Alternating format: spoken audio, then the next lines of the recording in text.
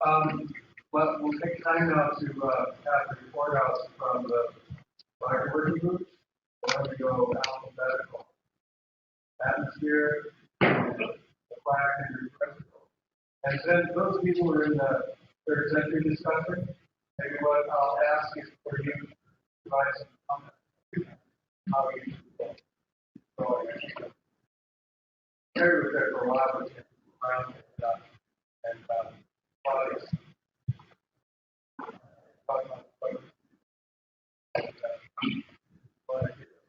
That's an early stage evolving set of projects. Yeah. So who's reporting out on atmosphere? It could be Burton. You have to stand up. If you have a presentation, yes. Otherwise, you can stand where you are. Whatever you want. It might just try to project so that we can. Oh, because Bob has to see it. I'm sorry. Why don't you go up? I can turn this stuff around. Well, is this available in the? It will be available later. Yeah. Yeah. Why don't you come up here, Steve? I'm sorry, I forgot about that. Hi, Bob. All he sells here. So we had a great conversation yesterday. There are a lot of details about the project that we discussed. We decided some things. We set up some working subgroups. There were all but two of the 17 groups were on the call yesterday, as far as I could tell. We used the Blue Jeans system. It worked reasonably well, yeah. It was sort of not clear. The screen, the people's faces kept changing, coming in and out, but they were still on the call. Okay. So, but it worked. It's going to be a great project. We're going to have to, with regards to interfacing with the station, we're going to have to, there's still a few people who haven't submitted housing applications, so I'm encouraging people to do that as soon as possible. We need to figure out the data system. We're also very grateful to Jason for helping us put together a data policy. We got a message from NSF that they wouldn't consider any additional funding until we get them a data policy, and so it's nice that UMBS already has at least a boilerplate. But that also means that there may be more funded projects that are coming in this summer than we're already planning for, which is going to make Bob really excited, I think. So yeah, we had a great meeting again. I want to talk with Chris and Jeff. Chris's postdoc. Chris Goff. I thought I saw him. He left already. All right. Well, we're going to work with him to try and see if we can merge our historical VOC data with his historical forest composition data, which makes total sense. If anyone has other ideas of ways that they might benefit from or piggyback on the work that we're doing, I'd love to have a conversation. But that's pretty much what I have to report. So these I did get asked by someone whether this is going to be sort of an ongoing thing.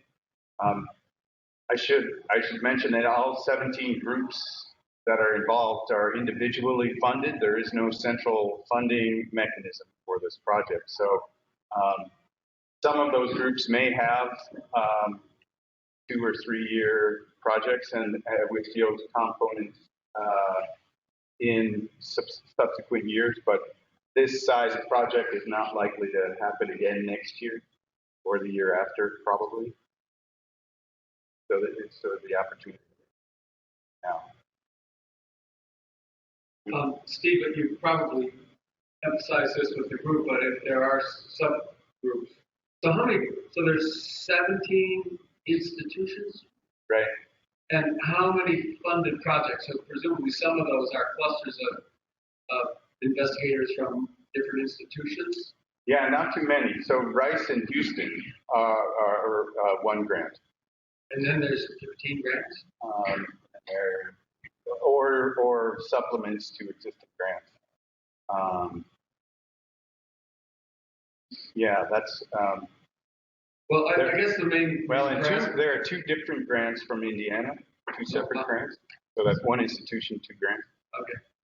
So just in terms of our managing and planning for the future, I hope all these groups are aware that if they're thinking about subsequent years, let us know ahead of time so we can plan.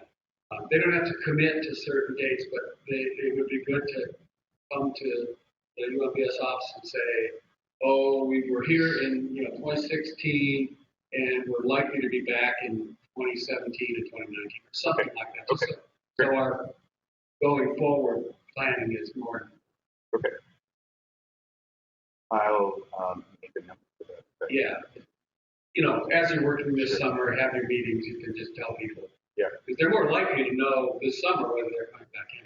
It always helps us to know in advance, even if the plans are fuzzy, and they are going to be fuzzier the further out they are, but it helps. Okay. Good. Might even help us recruit an atmospheric scientist. Okay, so would you like a tally? Yeah, maybe by the end of Later? summer, if you guys could just write a simple, this is what's likely to happen, that would help. Okay.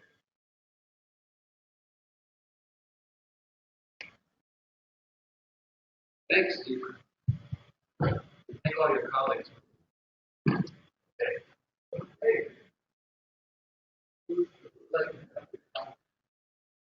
Oh.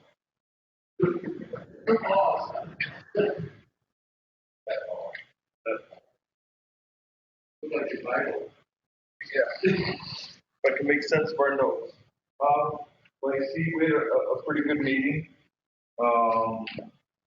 The station or one of us, not quite sure was contacted, maybe Bob was contacted by potentially doing a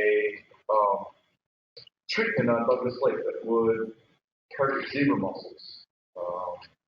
And we were contacted to give some input about that. They want more information on what that treatment would do, possible consequences, possible benefits for product someday, kind of stick or whether that would be beneficial or useful. And we thought maybe another point I could bring up to test this and with no corrals at a smaller scale before we go larger scale with a whole lake that might have some consequences. Can I comment on that? Yeah. Are you done with that topic? Yeah. So I think Terry may have been very real probably leading when they talked about that. So Terry told you about the proposal. Yeah. Now we were asked to basically sign off on that proposal, but we only had a week. Yeah. And we felt we were on the spot because we didn't want to, even though they told us to refer us to links where this muscle aside, whatever it's called, was approved. We didn't feel we had to call several meetings. What do you think? We really couldn't endorse that proposal. Just didn't have enough lead time. So I think if we were to do something like this, it would be really helpful. We didn't want to send Tip and Amit and their collaborators a message that we were weren't supportive of this. We didn't feel we could act in an informed manner. We didn't want to be irresponsible and have things. So Kevin is prepared to push the application back in here. So we'll get more information to get the baseline. So they never applied? They're not going to apply it this summer. Oh. They're funded. They're funded. They're just pushing treated back. I see. Okay. So, go ahead. Is it possible that UMBS could approve this, or is this something that they just, I don't know? But sure, I mean, it's almost very debate on it, but it's almost, I mean, we didn't sign off on the proposal that was funded Right. because we didn't feel we had enough. We were agnostic. I understand that, but I guess the question is, how much should try and push and educate everyone about it if yes is, best information doesn't feel like it's politically to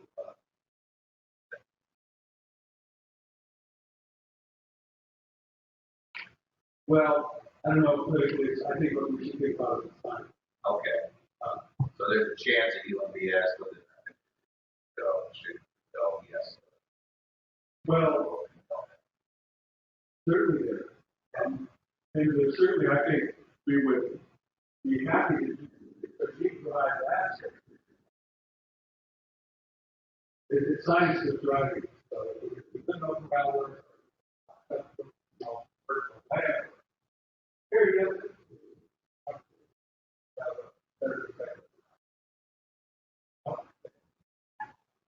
When they asked us about the proposal, one of the players where that was,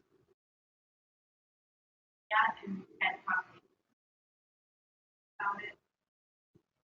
I think you can't really, as a biological kind of thing, that without everybody thinking about it way ahead of time. So I think by pushing back, I personally think that the Luno crowd, like, that we can help support their project, help support science, have the treatment. And maybe we can help them figure out another link.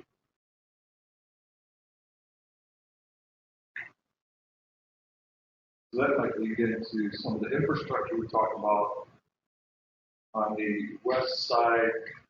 That's the boat well. We're going to work really hard this year. Put in some limno corrals. Awkward. 16 or so. We're going to price that out this spring. This, the lake, that would be available for courses, researchers, so structure that doesn't exist station now. That might be available hopefully by the summer. Yeah. That's a limno. So you've got a pool, and you've got a shower curtain that goes around the pool that sinks down, and then you have a bottom, and what kind of curtains you want to run that's permeable to things or impermeable to things. So it's like still positive in the lake, environmental conditions of the lake. But the shower curtain would help control in that they be floating at the bottom or they be attached all the way to the bottom. I think Derek's doing. Yeah.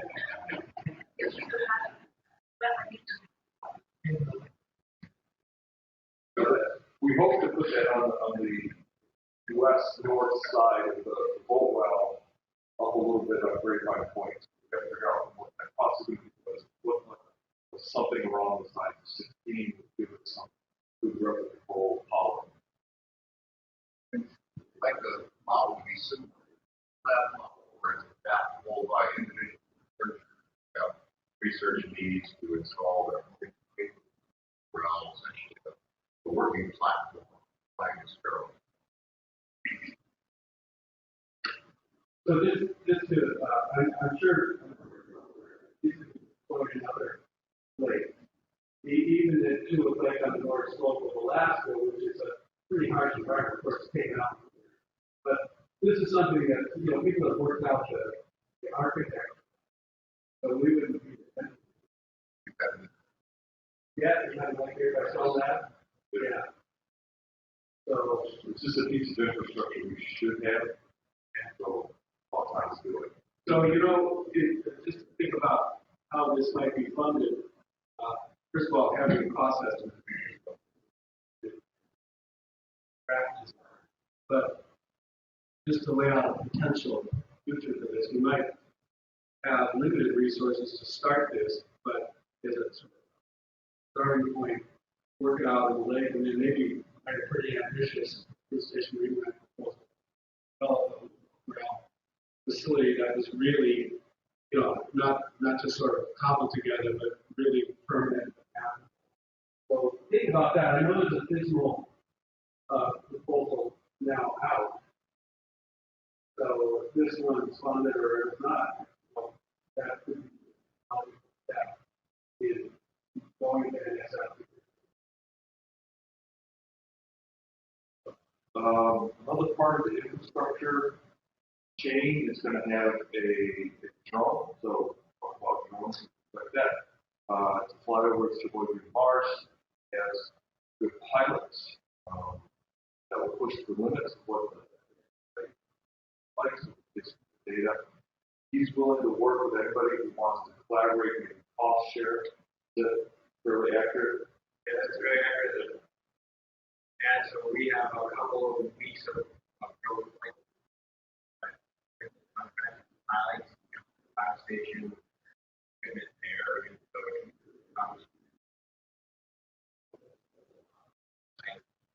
so will, extend the time out.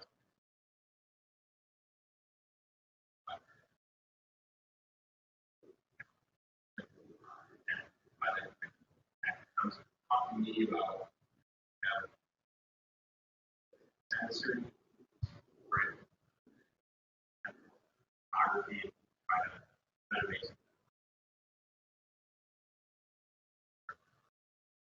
We talked about maybe some long-term investment, like a sensor,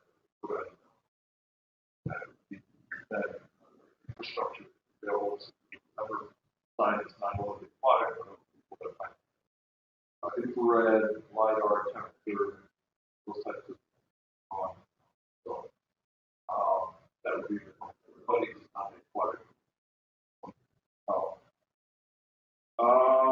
We also have some longer term projects going on. We're actually working at Fort Slade on phosphorus in flux, and there's potential for collaboration there. We have the dam project that, since the dam is in hiatus, more data. We have 2 clear fellowships that might come in aimed at aquatic stuff. The group is going to put together a series of small paragraph-sized proposals that we can send to collate and send to Carrie, which would then go to the clear fellows and they can see what kind of options are available for them to perform over the summer. The clear fellows would take one course and then have a mentor and work on the project through the rest of the summer. Anything else on that?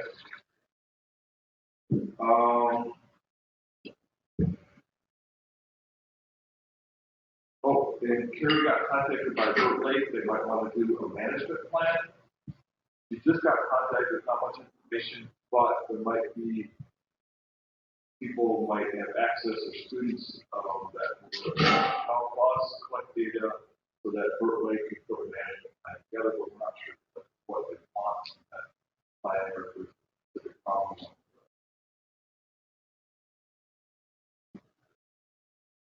Would this be in the context of multi-class or would it be something other? They actually contacted me, they have funding for students, and that's the way they approach it. And I'm going to meet with them and see exactly. So I would imagine that if they could hire somebody, they might hire somebody aquatic science, things like that.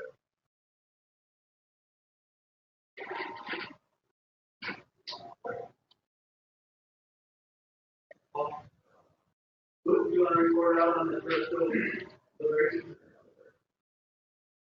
Subgroup platform.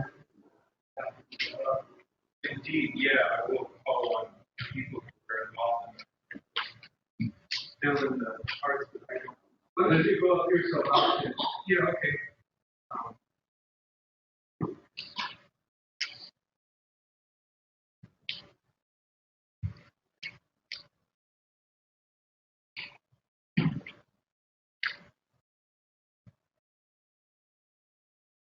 Much like UMBS terrestrial ecosystems, we were a large and diverse group. And somehow, the page of notes that I did take is not here. But I think I remember most of what we talked about, at least the big picture things. One is we talked some about the organizational approach to this aquatic terrestrial atmospheric, the structure for having these working groups, and I offered my opinion that we missed some opportunities by organizing by portion of the biosphere. To some degree, the subgroups allow for the crosstalk to happen. You know, Paul Drevnik was in the aquatic for much of the time, but we still had a good subgroup about Honeysuckle Creek. There are folks who do primarily organismal work in terrestrial ecosystems, terrestrial and aquatic, and then those of us who are more biogeochemists and ecologists. I think Brian agreed, but it was Phil who described the relationship that we often have as parasitic upon our organismal experts. And they're happy to continue being parasitized, I think, by projects like Facet or Honeysuckle that have a study site or some set of biogeochemical questions, but might afford the chance for organismal work that complements or takes advantage of treatments. There's been good REU bird projects that have come out of Facet, and mammals work in the burn plots and so on.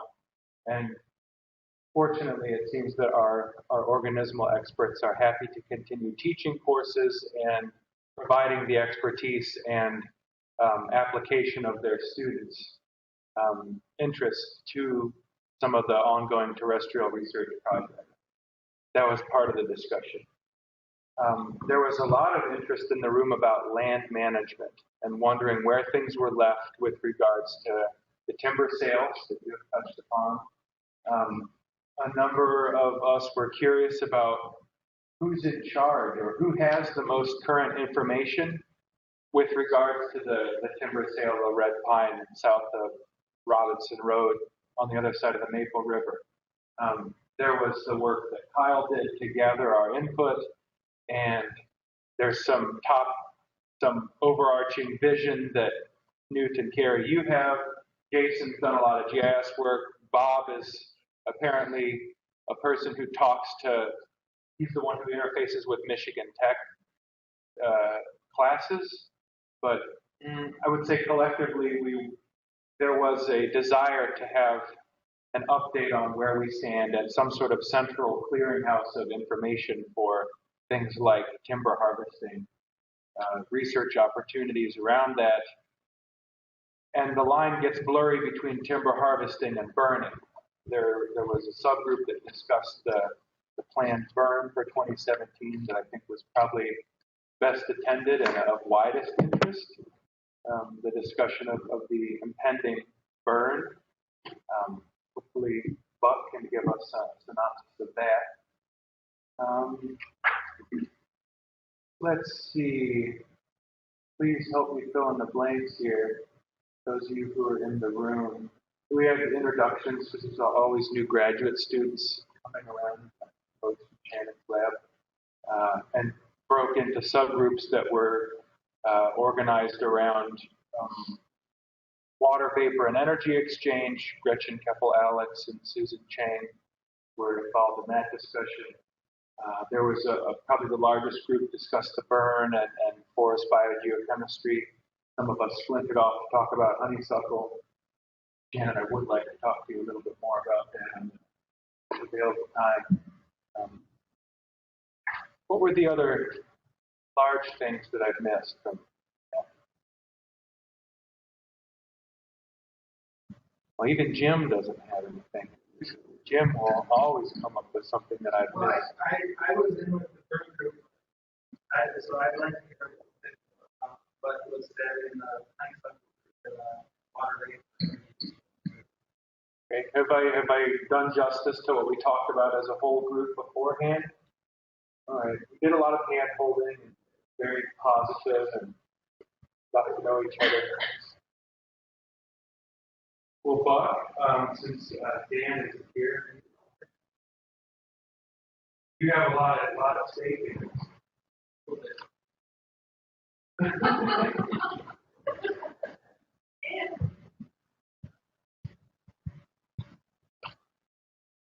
Hey, Bob. Yeah, so we had a pretty good discussion about the burn. I think most importantly, we're hopeful that Dan Cashin will sort of come on and be the burn coordinator. Hopefully planning it this summer and then coordinating the actual burn happens hopefully next summer. First thing to emphasize is a couple years ago when we had this talk, there was a lot of interest from other groups, and I know Pratt and Andy out, right? So they had some interest, but they weren't available for discussion yesterday. So, but then even, I don't know, for invertebrate studies, or there's still a lot of room for collaborations or projects to be done on these burns. And I said these burns. So we talked about doing maybe 3 treatments. So a cut and burn, traditionally what has been done before across the kernel sequence. Another 1 hectare plot where we just cut, and then another hectare plot where we just burn. This will allow us to do a couple of things. One, tease apart the effects of the cut and burn, which is of particular interest to me. And then it'll also allow us to utilize some of these cuts that we've had in the past. When people talk about the burn kernel sequence, you very rarely hear anybody talk or utilize the cut only plots that are right in that same. So I think we're going to try and hopefully implement this 3 treatment burn. And what we're hoping to do is set up the plots this summer. So I'll likely be up there. Hopefully Dan Cashin will also. It's not like official yet, but if anybody can nudge me in that direction, I'll try to do that too. In terms of getting Dan Cashin on board. So hopefully we'll set up the plots this summer, maybe a fall cut, and I think Jason had maybe brought in, we can probably say logistics a little bit better about a growing season burn that we talked about maybe plausible, which would give time for sampling post-burn towards the end of the summer in children. Well, I want to talk about that, but I want to back up for a second. Was there any discussion about footprint, where the actual what's the proposed footprint? Yeah, so that's still a bit fluid. So we looked at some plots. Raleigh's really nervous about us not burning any clear salt plots. Yeah, I totally understand. So we know that there's an LTRED plot to the west of 1980 burn, and there's a couple pure salt plots to the south, as well as Phil Meyer's long-term. We got basically the plot where he's got transits running directly south of the 80. So I think when we first talked about the burn a couple of years ago, we really wanted to have it contiguous, like the rest of them are. But I don't know that if that's not a possibility, maybe we won't necessarily have them contiguous with the current sequence now. But this is still very early.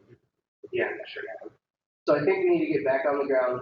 The northwest of the 1998 plot is where I thought that last time when we were out there, there was Luke. I think you identified a problem with the northwest of the 1998 burn. I thought, or there's a drainage. I can't remember. Jim, there was a drainage ditch or something to. That's immediately west or southwest. Can I make a suggestion? Yeah. And I think hope you like it. I think what we ought to do, and I was at part of the burn meeting when we talked about this, rather than going out next summer in July, putting feet in the ground and figuring out how we're going to do this, we have these tools that Jason talked about this morning. Why not take the LiDAR images of that whole area and a small group sit down, maybe Buck and Jason, maybe anybody else who wants to, Dan Cashin, and identify where we could do those 3 treatments ought to be co-located at again. I don't think it needs to be right next to the current series of burn plots. It could be, but it isn't necessarily. And just identify a draft plan where we're going to do this, and then we can circulate it by email, or we could have a Google Chat meeting or a Blue Jean meeting to comment on the plan, and so we know ahead of this field season, if anybody's going to do it, organismal work, mycorrhizal work, they could start as soon as the ground falls. Seems to me that we just have to move forward with this decision, and we have the tools to do it. We have the conferencing availability to discuss a draft, now. Birds are feeding. And so why don't we move our decision-making schedule up? If we can do it and involve anybody who wants to be a part of this decision to comment on, maybe adjust. Or we just do it. Yeah, sounds good to me. Expedite the process as much as possible. I don't think it'll even take a whole lot of time. Maybe a meeting with Jason looking at library. Between the DEM, the ecosystem types map, and some information about Canada. Given the survey that we did on the ground as a group, I think Yeah, definitely. pitfalls are a good web map would inform.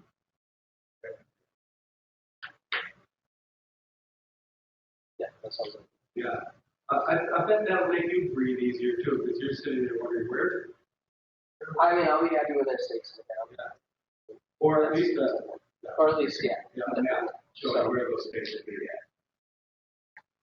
So other than that, there was a little bit of talk. So Chris and Brady brought up the point that there's really not a lot of pre-burn and post-burn on the same plot MEP sort of good study. So maybe thinking about doing that as well before. So I'm really interested in the microbial decomposers and how they're effective given the changes to their carbon and nutrient substrate, or carbon substrates and nutrient post-burn. That's really where my focus is. So there's a lot of room though for people who have interest in sort of this pre and post communities going on here. So Do you have a good list of who was in that subgroup yesterday? Here, I'll write it down.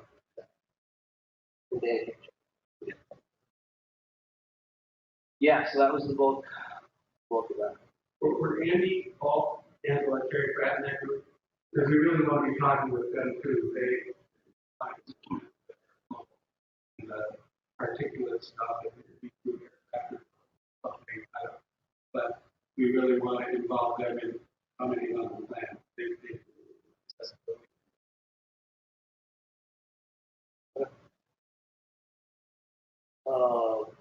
Yeah, I think that was pretty much popular.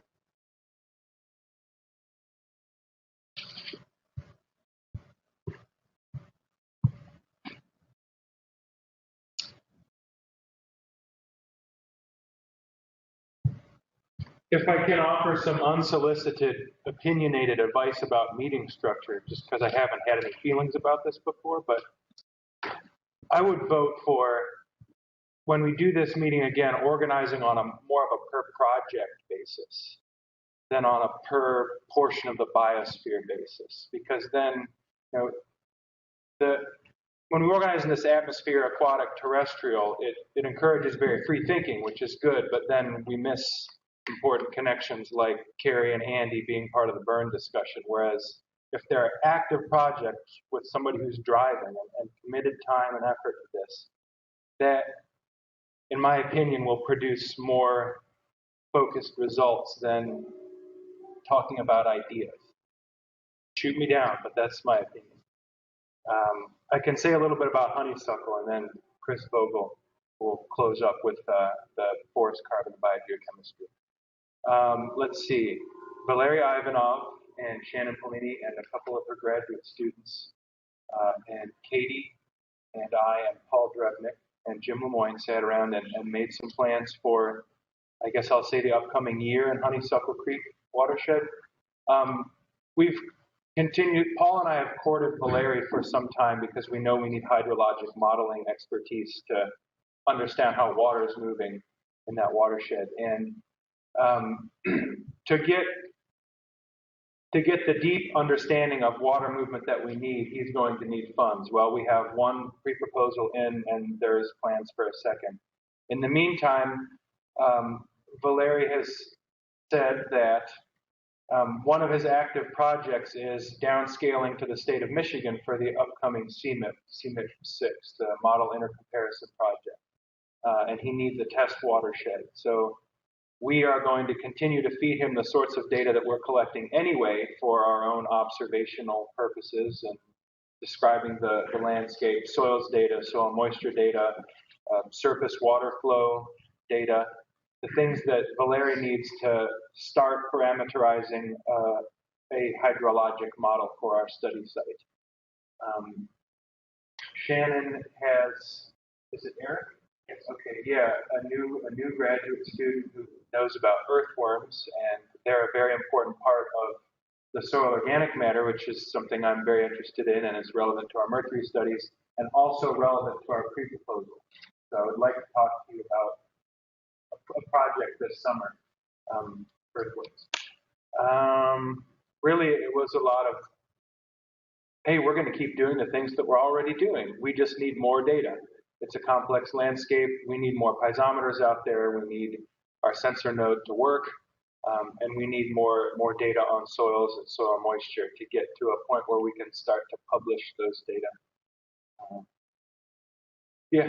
Could you talk a little bit more about Valeri's CMIP? I don't think everybody knows. And so this is a global effort that he wants to downscale. You said to the state of Michigan, which is pretty big. Yeah, there's the community land model, grand group of people who model carbon cycle and land surface processes, and it's part of IPCC and so on. It's the land and biogeochemical model portion of IPCC prediction. And every several years they have another intensive to do intercomparisons of the 24 or so different land models that there are, coupled land surface models. And Valeri is involved in CMIP. I think it's Community Model Intercomparison Project. And his piece in this is, whether geographic or not, I'm not certain, but these surface models are global, but they're to be downscaled and tested against individual study sites or GIS data at some smaller regional to state grid cell size. And he sees the opportunity to use work that he's already doing with other funds that might, in the process, generate some information about hydrology at Honeysuckle Creek. Please. And it reflects some naivety, but the watershed studies that I'm familiar with, classic Coweta, deal with the first order watershed, but it really seems like Honeysuckle Creek is a zero order, kind of like a step up in the watershed above perennial stream. It's kind of, it seems to me that it's kind of an understudied watershed type.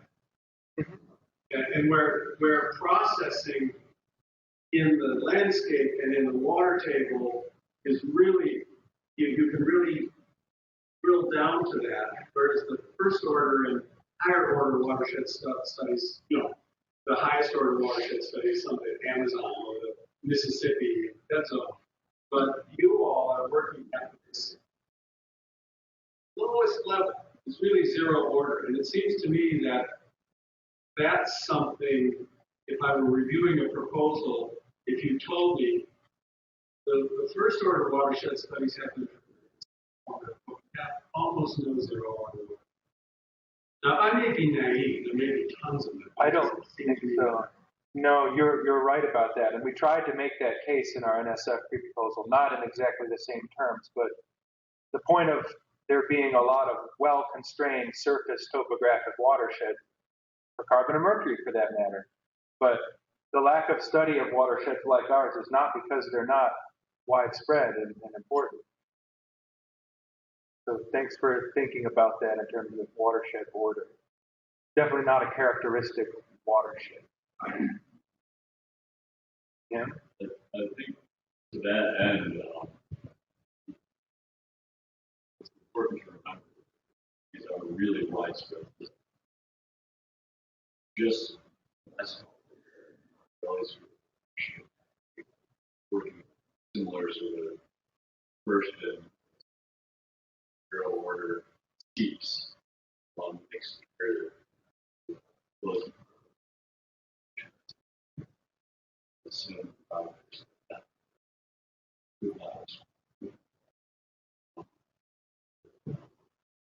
80 or so videos that we've done recently. Watersheds are probably source. Good, thank you. We'll have to be aware of what our friends to the north are doing in that. Mark. How is the present and possible future intrusion of your research site by ATVs and all that stuff? That whole area is not, we have done nothing over there.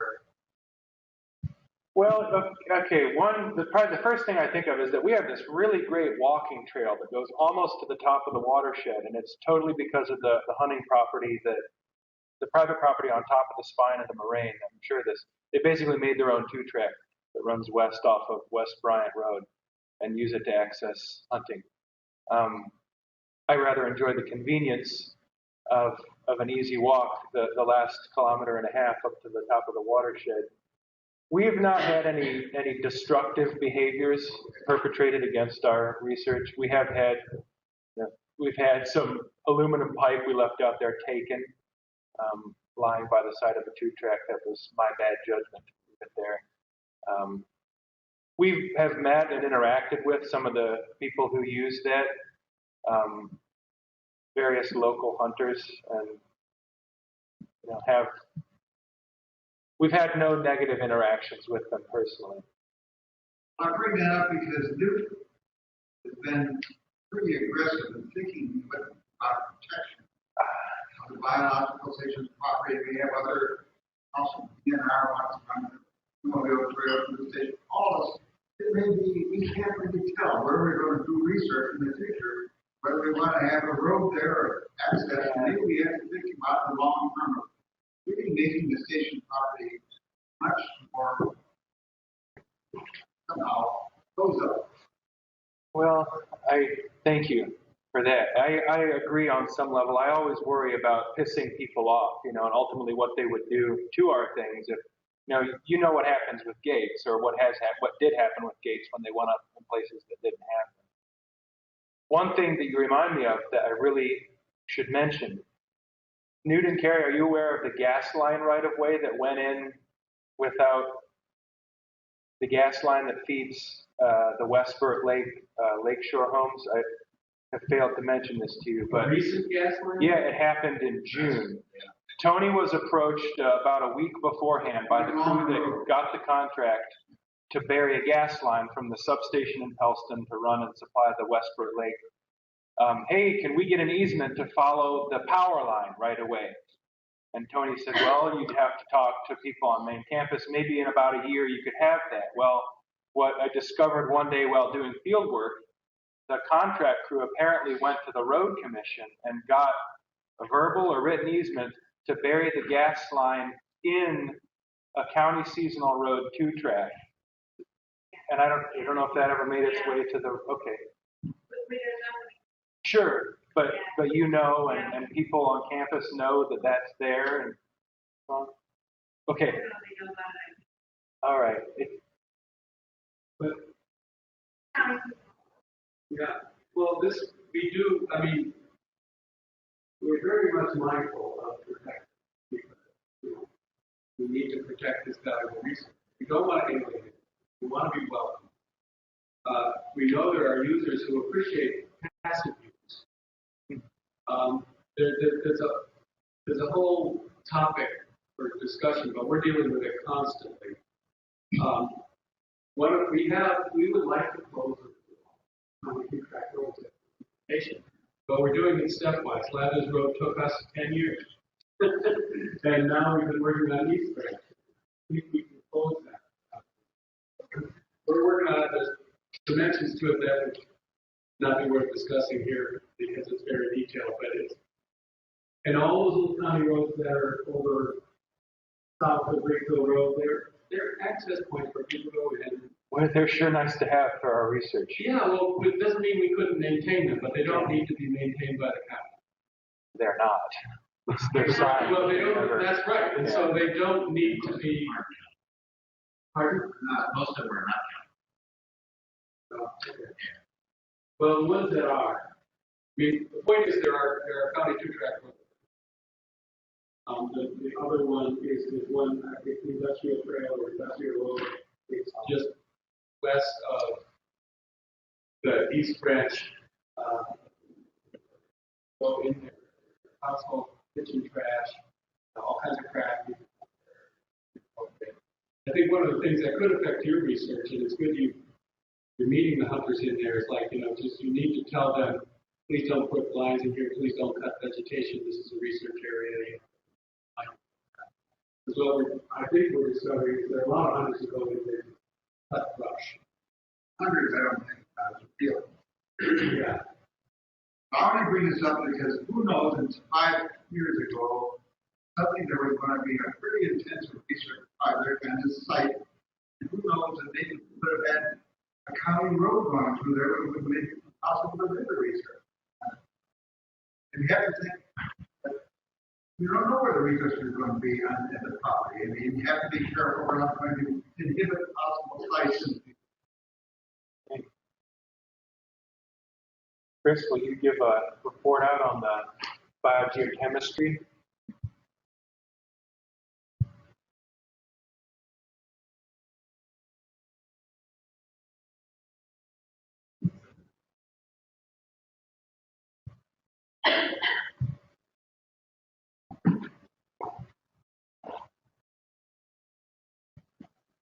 Well, since I think I'm the only one left that was, except for group, this has been debated.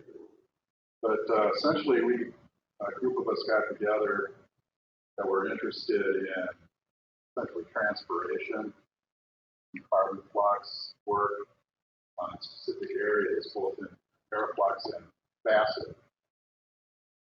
We had the Gretchen Capital Alex, Rich Fiorella,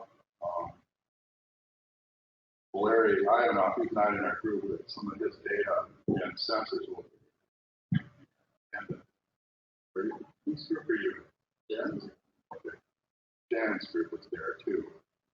But what we talked about was sort of co-locating some of the research that's already being done there. Rich Fiorella and Chris Paulson's group, he's been doing some water isotopic work out at both Ameriflux and Facet. And he's got a vertical profile that runs from essentially the top of the tower down to just above ground level, looking at water isotopic concentration. Since those are sort of site specific, he would like to move over to where Ashton McPhee, Gil Boris group at Ohio State, is looking at sap flux in trees, which he's got sensors in a whole bunch of 50 trees or something. It's already co-located with Larry's work in soil moisture. He's got profiles down to 3 meters deep, soil moisture probes.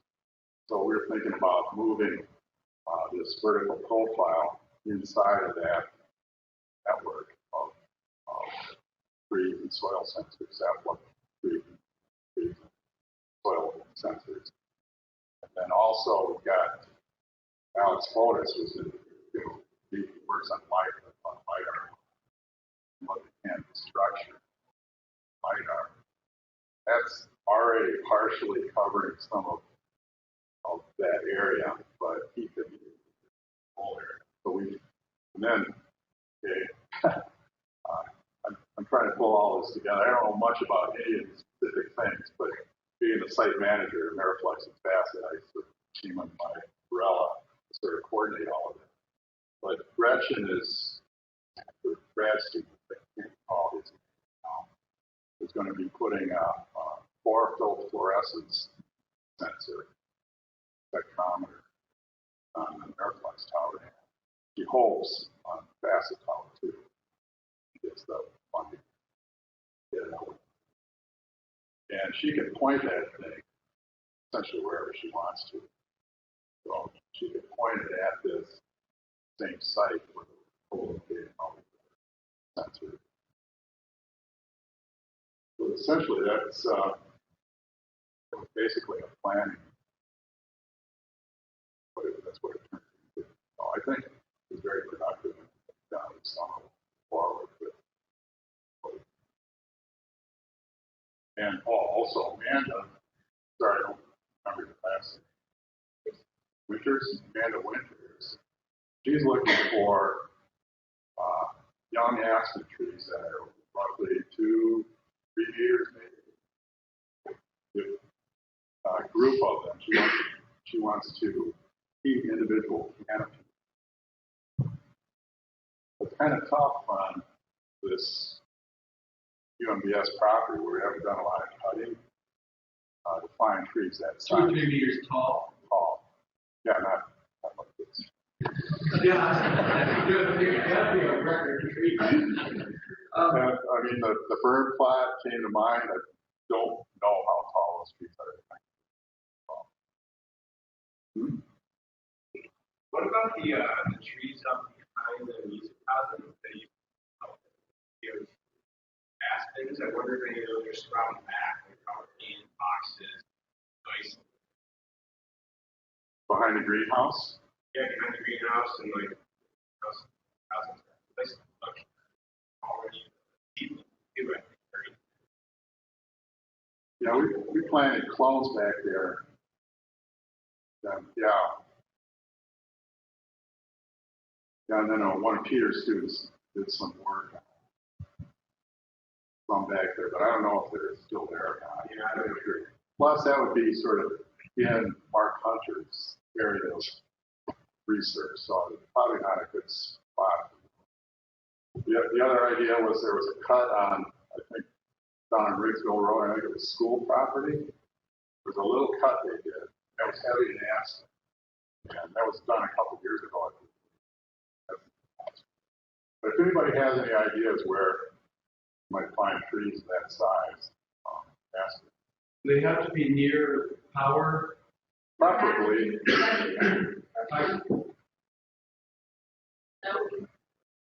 Yeah, because we need some way, or we need areas. Are there any places?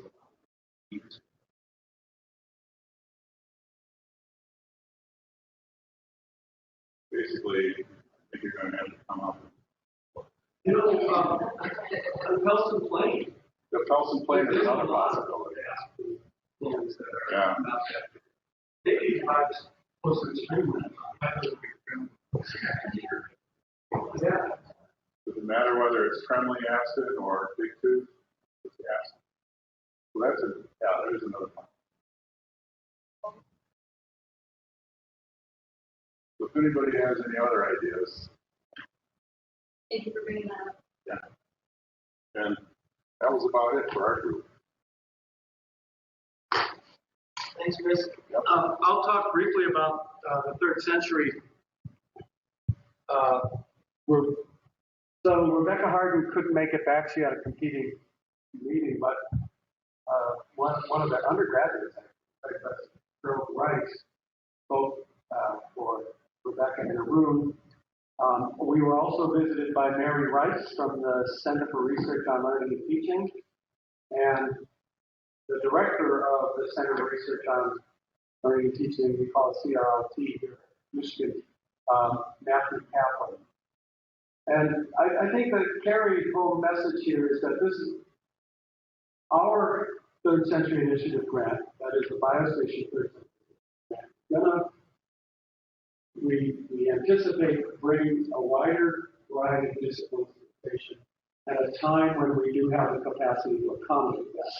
The administrative and financial structure of that, at this point in time, pretty much limits the ability to participate directly in that award to U of M faculty, not and students who are taking a winter term course. It is conceivable that in the future we might be able to modify that so that you might be able to teach a course on your campus. In fact, that's already done at some level. Michigan Tech Forestry School is doing that. So I would challenge you to think ambitiously and creatively about that if you're really interested. Of course, this means we'll have more use of the station, and we want to more carefully manage our human and natural resources so that they're impacted positively. The case-based third century initiative that you heard Rebecca talk about is starting at the same time. So this is a real opportunity for those people who are teaching the course and research field activity to interface with a group that would like to take case-based studies around the world, India, Europe, Africa, and the biological station, develop a case that has multiple stakeholders, that has a scientific question.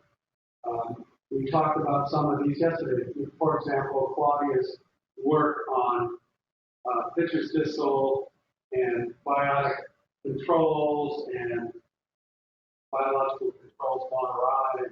And so that could be an interesting case-based study. There are resources available. We will link with Arun and Rebecca to make it easy for you to apply. So that can find to run a case either in concert with or a plastic. Right, the dam project could be a case. Dam that we're planning, sometimes we're not, it may be removed. So who are the stakeholders? What are the issues? Dam removals around the world. Here's a nice local example. So we can think about those sorts. The important thing to realize, and I think I mentioned this yesterday, is that these are 5-year awards. We think of them as experiments. So we have a model starting, but going forward, that model is going to morph and be revised. Both of us are working with CRLT to do ongoing assessments. So every year we'll be hiring a postdoc to work for CRLT. That's in our budget award. The college will be hiring an administrator. Carrie has gotten the job posting approved. So those will be the conduits through which you can think about how to participate in either or both of these projects. PJ and Claudia were there. Was anybody else in the room there? Forgive me. Tom was there. Would any of you like to comment on this? Am I getting this right? I mean, I'm still new at this too. I wrote the proposal with some help from Carrie and others. No, I think you correct it better. The only other thing I would add is this study be based on information where you have to assemble it in order to get involved with several different. While you mentioned that, one of the things that was impressed upon us in the meeting is that, we think as researchers, the highest value end product is a peer-reviewed publication. And it is. But the case-based studies are really designed to add to that and to lead to an end product that is this interface with the world as a whole, so that your project can be used as a classroom tool, as a community tool, anywhere in the world. That's the ultimate goal. The minimum is a podcast, but then they have these, what do they call them, edge notes that are web-based links to published studies or interviews with people that could be on YouTube or. So really, the opportunity to be creative is up to your case. What the case ideally will produce a product that will be usable. Steve, you had a hand up. I'm sorry. Just curious, new courses that are developed under this program by U of M faculty at the bio station, are they going to add to the current curriculum course offering or replace? Not replace. Well, I should be honest and say it's possible that the spring term courses, could be replaced, but I don't think so.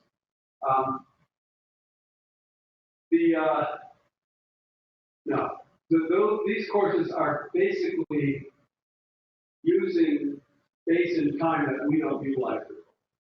Our summer term starts the third week in June. Our U of M winter term, we don't call it spring term like that ends at the end of April. So we've got May and half of June when really there's a lot of capacity for housing and for classrooms. We're running 4 spring term courses starting the third week in May. A lot of these bookends would be done by then. Some of them might go over into the summer, but if we need to build more cabins for students and we have that demand, I think we can work with it. So I don't anticipate replacing our core courses. We do replace them as we move on in time. We have new courses, some courses probably. Yeah. Claudia. I was just going to say that my thought on this is that these would be supplemental experiences at UMBS added on top of traditional courses that are already being run during the winter term on campus. So it's not so much course move, it's adding experience.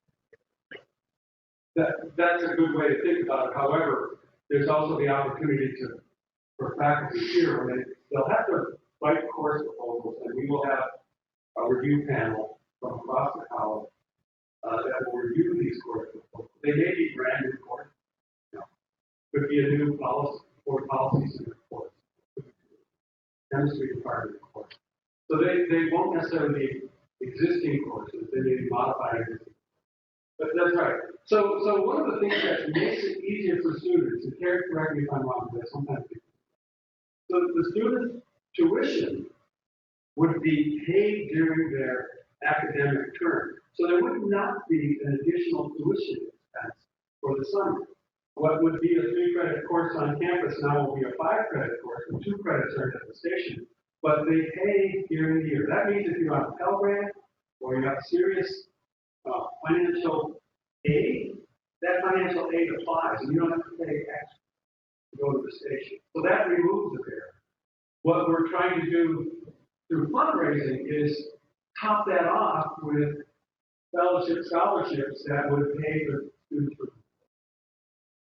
And I think I said yesterday, the faculty, one of the barriers to getting any new faculty to the station to teach our summer core courses is 8 weeks. That's a big ask. And do it because you've done it for a long time and you love it and it resonates with your overall program of research. So we get new people to the station who can afford to spend 2 to 4 to 6 weeks